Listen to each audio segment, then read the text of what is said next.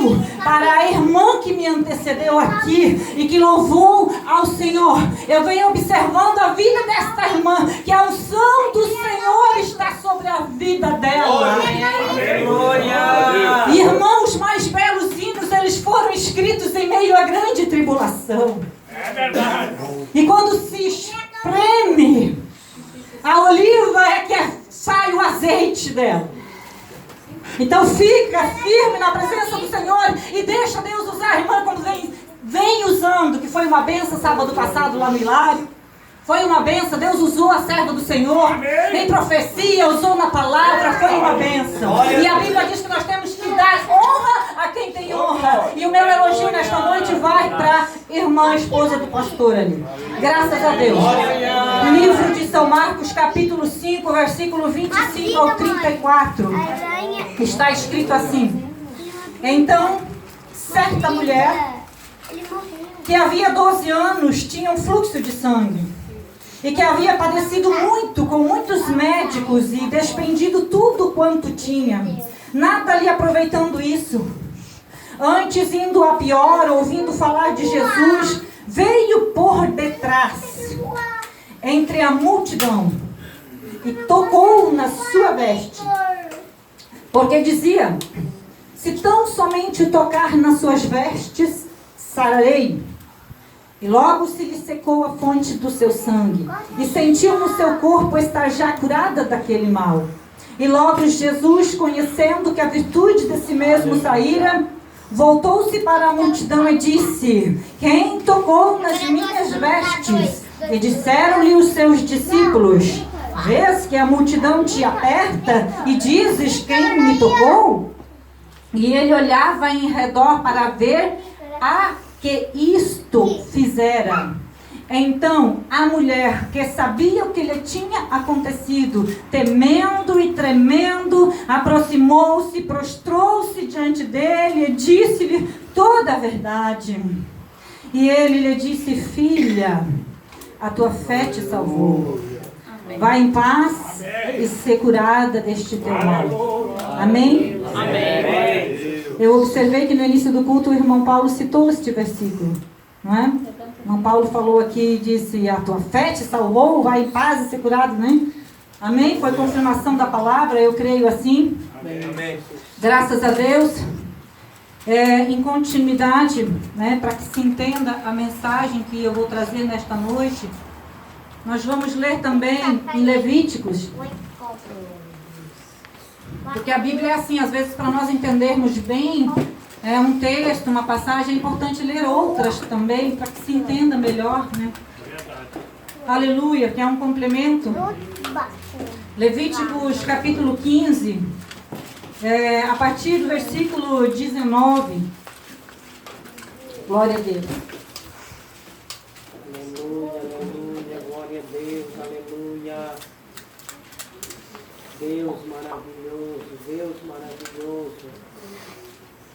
Levíticos 15, 19 diz assim, ó: mas a mulher, quando tiver fluxo e o seu fluxo de sangue estiver na sua carne, estará 7 dias na sua separação, e qualquer que a tocar será imundo até a tarde.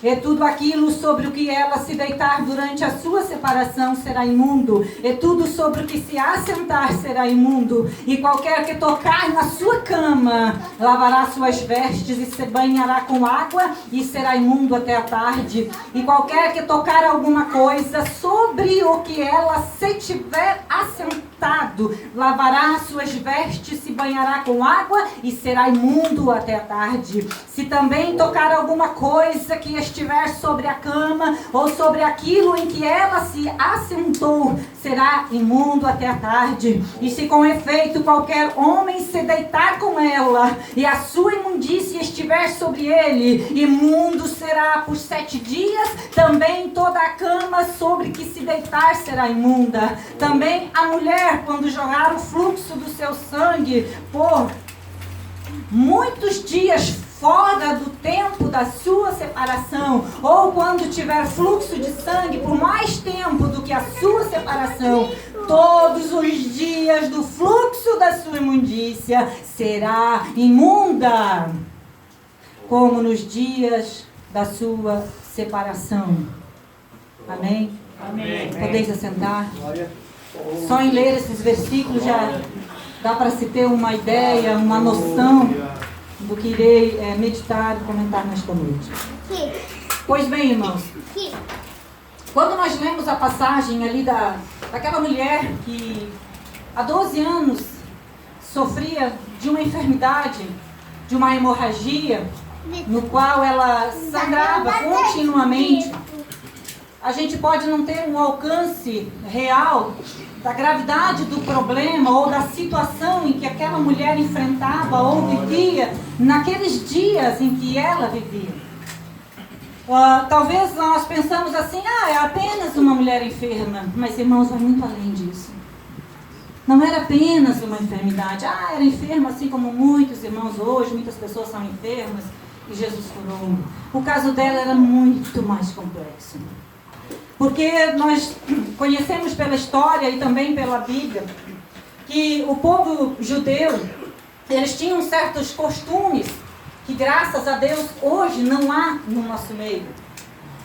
E um destes costumes era que quando a menina menstruava pela primeira vez, ela era separada, assim bem como toda mulher, quando estivesse nos seus dias de menstruação, ela era separada da sua família, da sociedade. Ela era levada a um local fora dos muros da cidade, em um lugar que havia lá reservado para as pessoas que eram consideradas imundas. Por quê? Porque essa pessoa, ela não podia conviver com as demais pessoas, porque eles acreditavam que iria contaminar aquele ambiente em que ela estava. Como nós lemos aqui em Levítico, que a cama em que ela se deitava se tornava imunda, de maneiras que se alguém encostasse na cama, ele também seria considerado imundo, ele teria que lavar as suas vestes, tomar banho e ficar até a tardinha sendo também imundo, visto que ele também não poderia tocar ou encostar em outras coisas.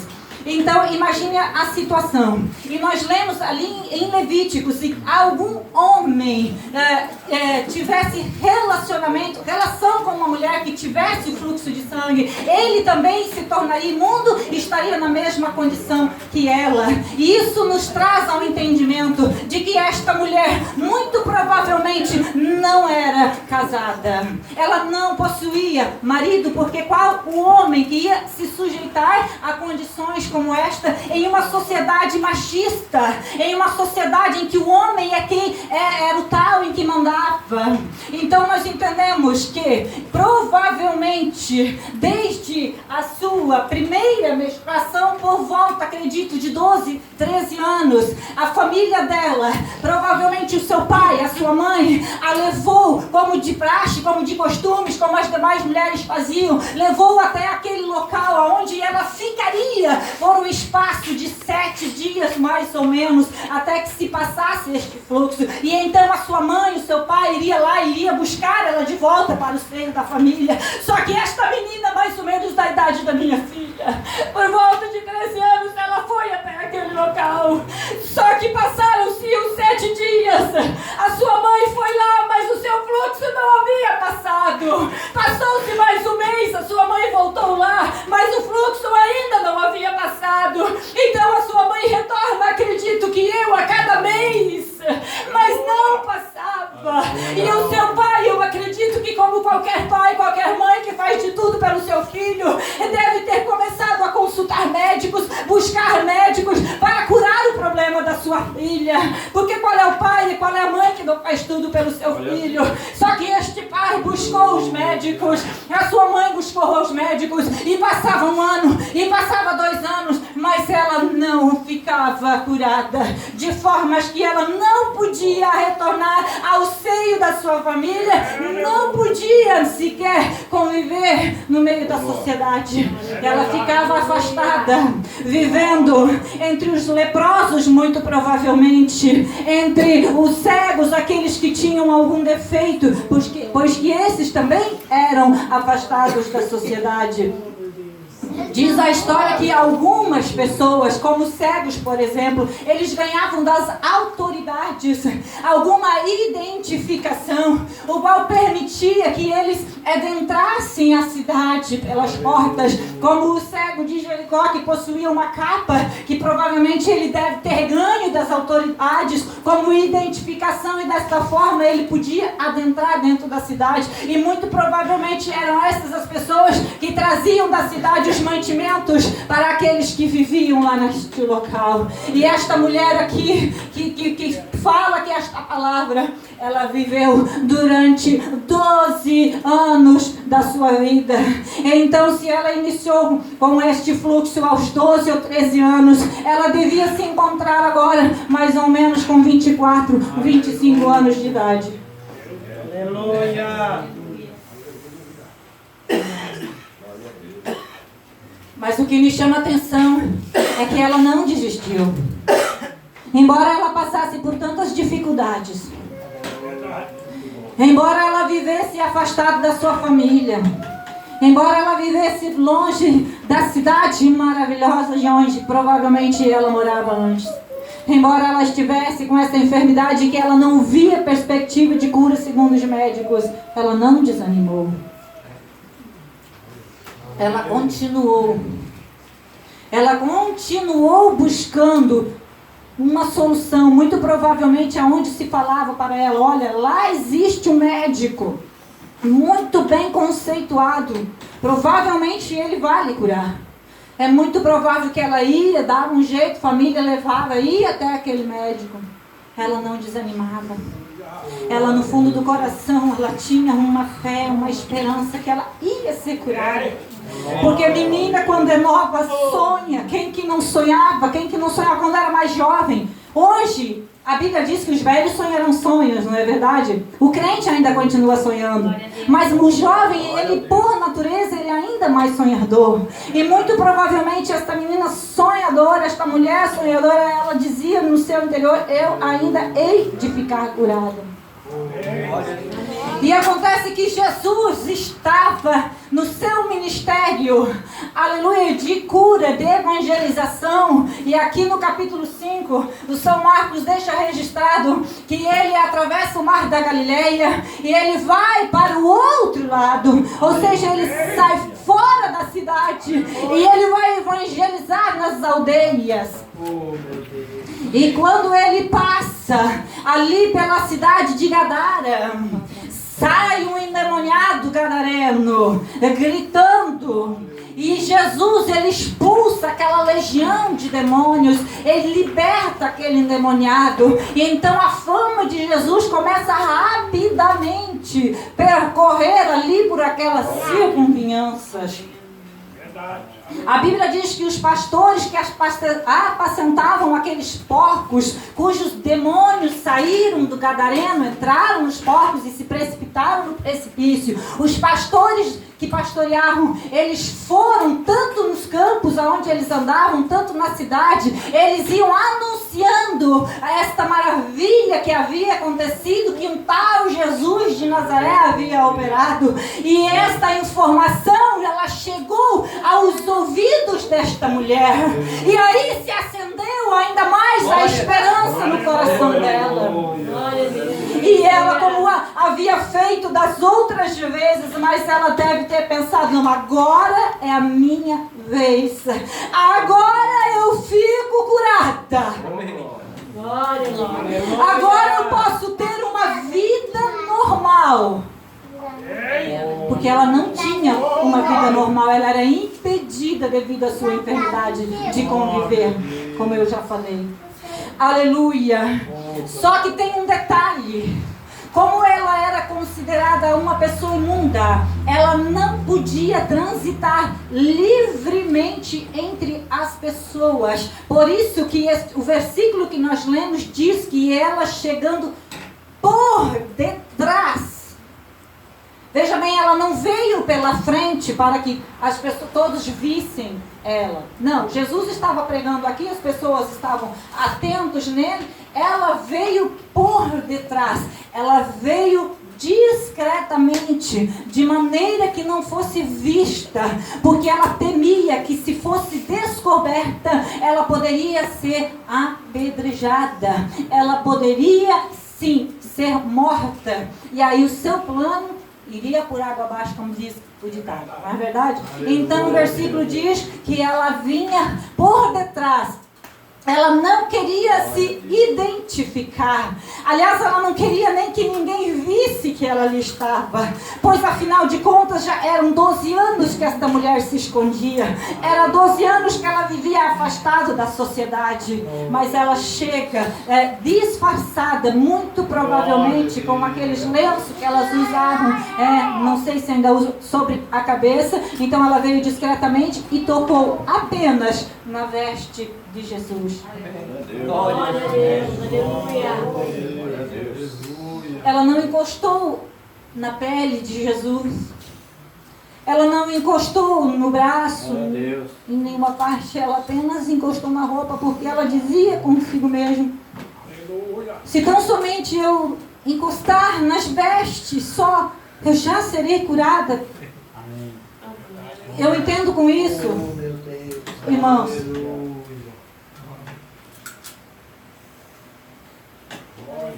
Ela não se sentia nem digna de encostar em Jesus.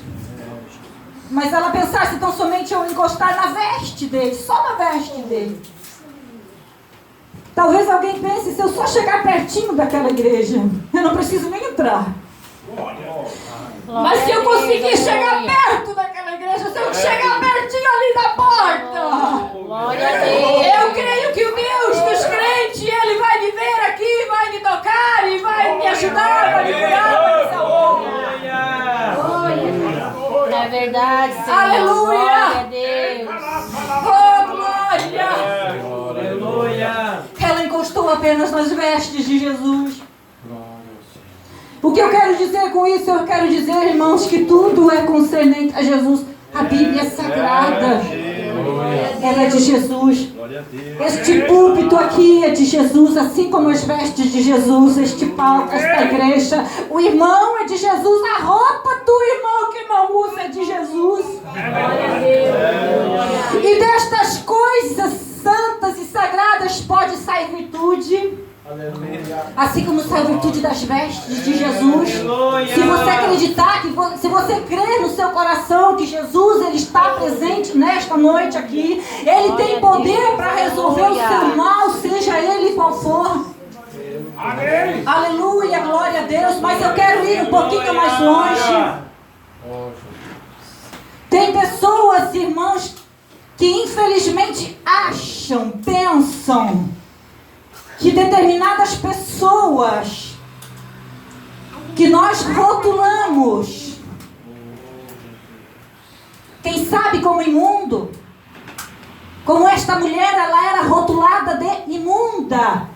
Glória a Deus. Ela era vista como uma mulher imunda, ela não podia viver no meio da sociedade.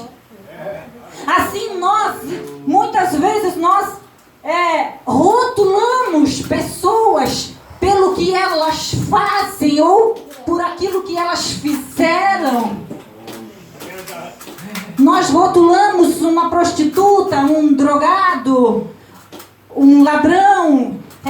Aquilo lá não vai dar nada, capaz, aquilo lá só sabe roubar. Nós rotulamos pessoas de pele escura. Rotulamos.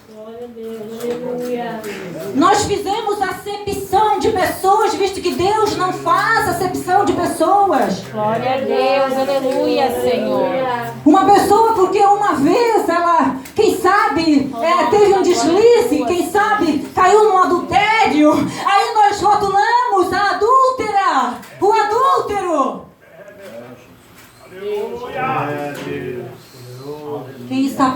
Quem está de pé, cuide para que não caia. Aleluia. E nós rotulamos essas pessoas e nós achamos que se essas pessoas congregarem conosco, elas vão manchar o ministério. Nós achamos que estas pessoas vão manchar a igreja do Senhor. Eu quero dizer nesta noite que de Jesus sai virtude para purificar. Aleluia. Essas pessoas não têm condições de manchar o que é de Jesus, ao contrário, o que é de Jesus sai virtude a ponto de lavar, de santificar, de Glória a purificar.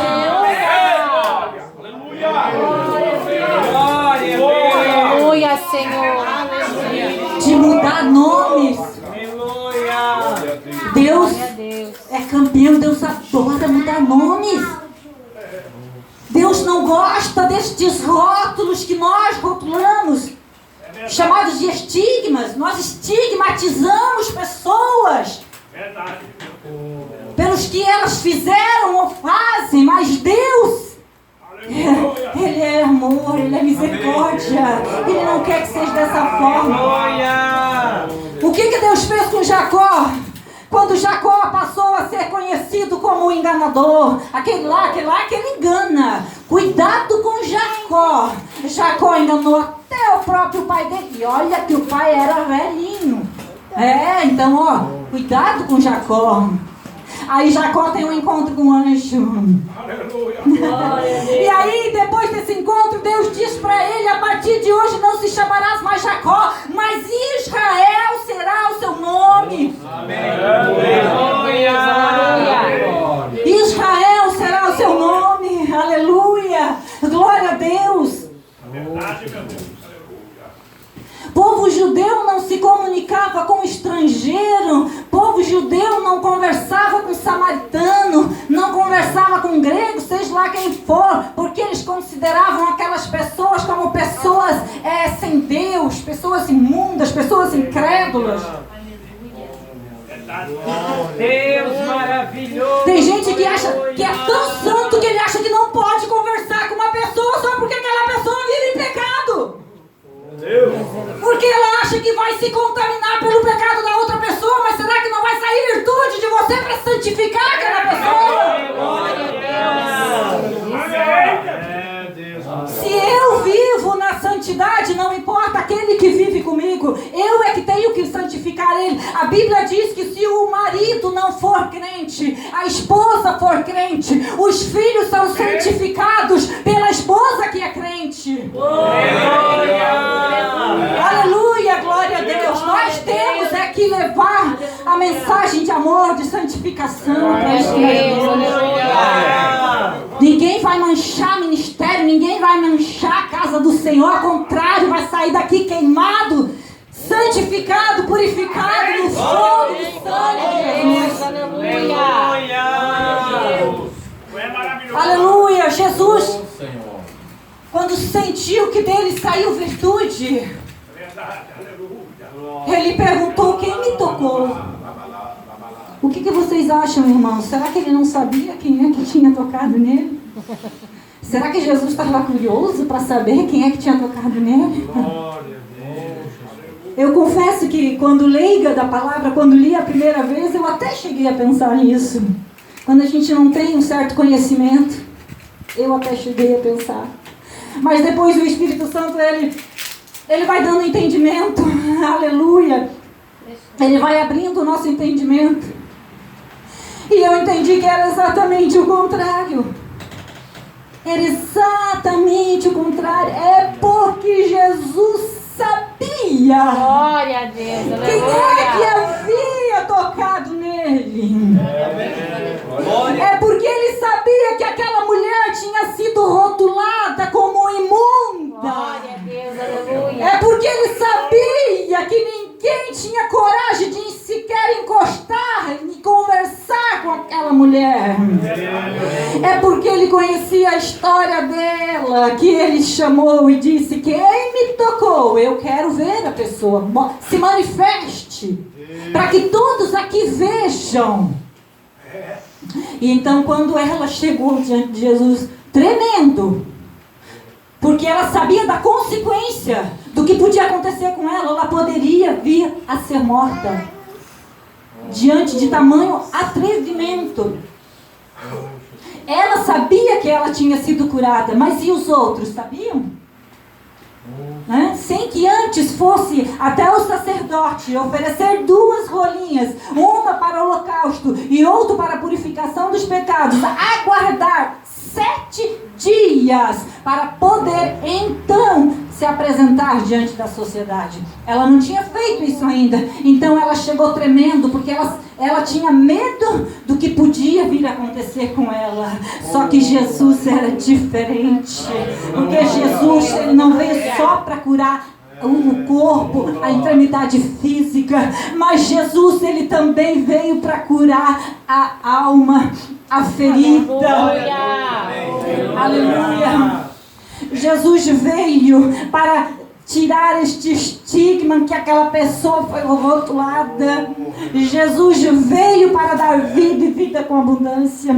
Então Jesus fez com que aquela mulher se apresentasse diante de todos. E o que ele faz agora? Ele muda o nome dela, ele muda o rótulo dela.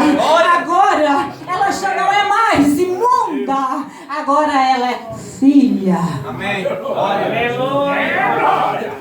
Filha.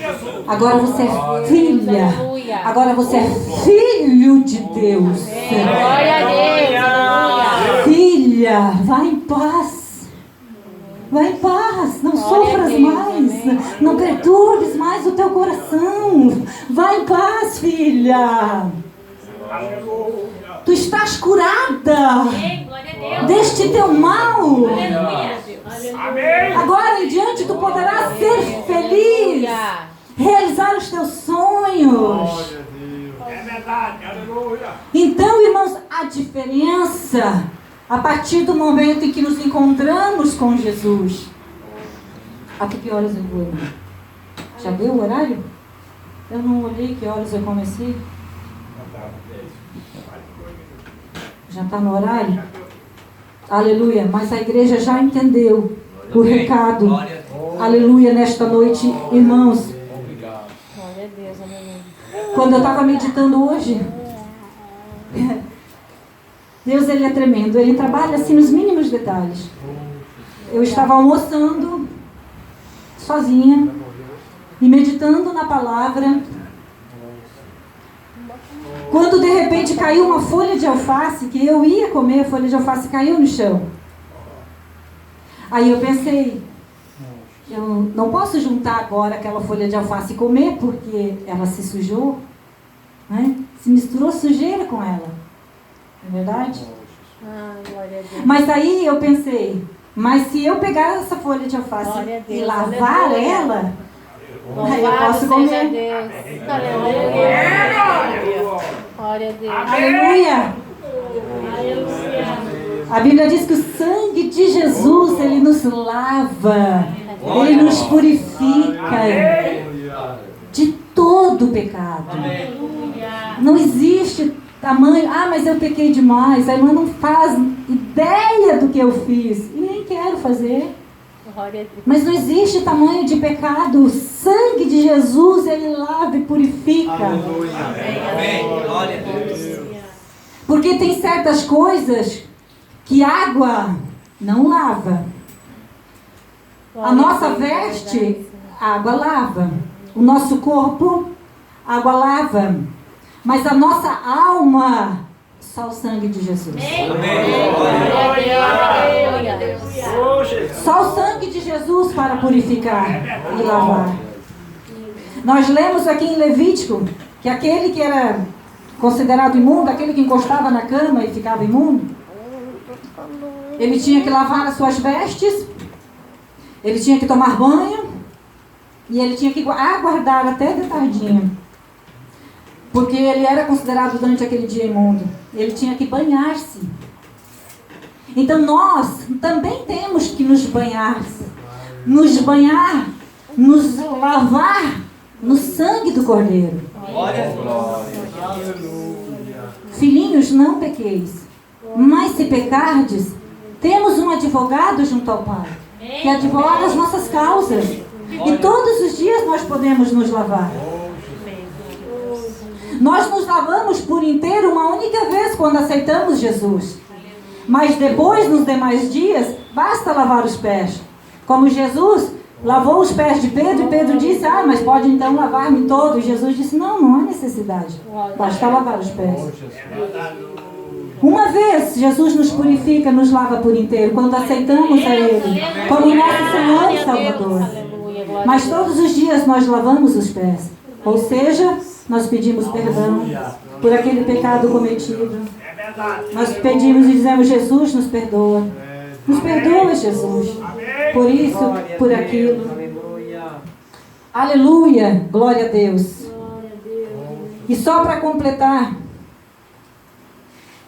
quando Deus fala com Cornélio e diz para Cornélio, manda chamar Pedro. Pedro, que mora na casa de um certo curtidor, lá em Jope, manda chamá-lo. Ele te dirá as palavras da vida eterna. Só que Deus, Ele preparou a Pedro antes disso. Deus deu aquela visão para Pedro, daquele lençol que descia do céu e que havia dentro vários animais considerados imundos pelos judeus. E Deus por 3 vezes fala, por 3 vezes. 3 vezes Pedro negou a Jesus, mas por 3 vezes Deus fala com ele nesta visão. 3 vezes Deus mostra e diz para ele, mata e come. E Pedro diz, de maneira alguma, nunca coloquei nada imundo na minha boca. E aí Deus diz, não consideres tu imundo aquilo que eu purifiquei. Glória a Deus. Quem somos nós, irmãos, para julgar e considerar alguém indigno de fazer ou deixar de fazer quando Deus já purificou? Glória a Deus. Irmãos, eu sou cheia de defeitos, com certeza.